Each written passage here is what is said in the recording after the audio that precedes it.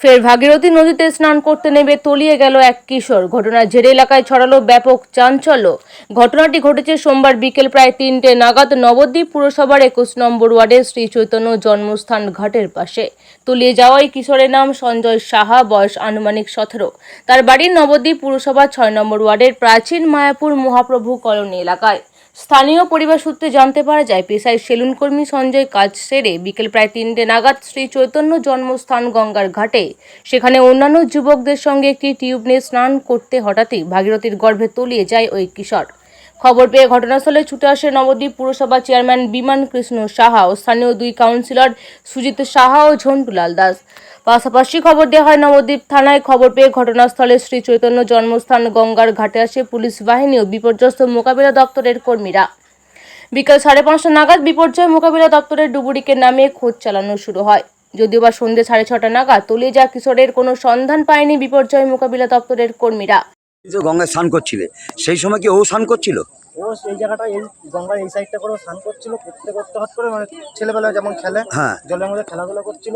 এবার খেলতে খেলতে তারপরে যে যার মতন খেলতে খেলতে আমরা এই জায়গাটা দাঁড়িয়েছিলাম। হট করে আমার একটা বন্ধু রাত দিল, আমরা এই জায়গাটা ঘুরে গল্প করতে করতে হট করে বেরিয়ে গেছে। ওইটুখানি টাইমের মতো বেরিয়ে গেছে, তার কেউ দেখেনি। তারপরে আমরা সবাই মিলে গঙ্গায় নেমে যে যার মতন খুঁজলাম, খোঁজার পরে কেউ পেলাম না। জাল ফেলেছে, এখানে জাল ফেললো, তারপরে পেলাম না। তারপরে ডুবুরিয়ারা এখন আসে এই 5:30 নাগাদ নামলো, তাই তো?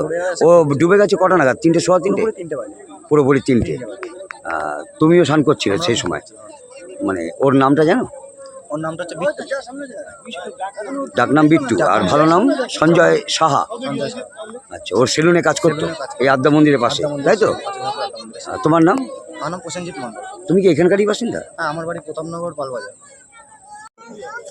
আমি জানি না, আমি কাজে গেছিলাম। কখন জানতে পারলেন? 4টার সময়। 4টের সময়। আপনার ছেলের নাম কি? সঞ্জয় সাহা। সঞ্জয় সাহা। সাহা। বয়স কিরম হবে? 17। ও কি আপনার সঙ্গে কাজকর্ম করতো? সেলুনে কাজ করতো। ও কি এই ঘাটে প্রতিনিয়ত স্নান করতে আসে? না, হঠাৎ আজকে এসছিল, তাই তো? দুপুরে এসছিল। আপনি বাবা। মানুষ যদি গঙ্গায় ডুবে যায় তাদের প্রাণনাশ হয়, আতঙ্ক তো মানুষের কাছে থাকবেই। শুনলাম তিনি সাঁতারেই জানেন না, অথচ পরপর ঘটনা এরকম ঘটছে। সেদিকে তার সাবধানতা নেওয়া উচিত ছিল। প্রত্যেকটা লোককেই সাবধান হতে হবে। এবং আমরা এই যে ইয়ের সময় মাইক দিয়ে না করছি কোনো ঘাটে নামবেন না মিউনিসিপ্যালিটি, তাহলে এটা তো নিজের সাবধানতাটা আগে। ঘটনা ঘটবে না আমি বলছি না, যে কোনো মুহূর্তে যে কোনো দুর্ঘটনা ঘটতে পারে, কিন্তু প্রত্যেককেই সাবধানতা অবলম্বন। এটার কোনো বিকল্প তো নয় সাবধান ছাড়া, সতর্কতা ছাড়া। আমরা এই পরিবারের পাশে অবশ্যই ছিলাম, আছি এবং আগামী দিনেও থাকবো। এটা থাকাটা বড় কথা নয়।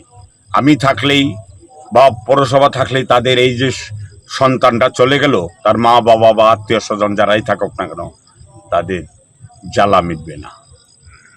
তবু আমরা নবদ্বীপ পৌরসভা আছে, থাকবে। যে কোনো প্রয়োজনে ওরা আমাদের কাছে যেতে পারে, আমরা সর্বতোভাবে দেখার চেষ্টা করব।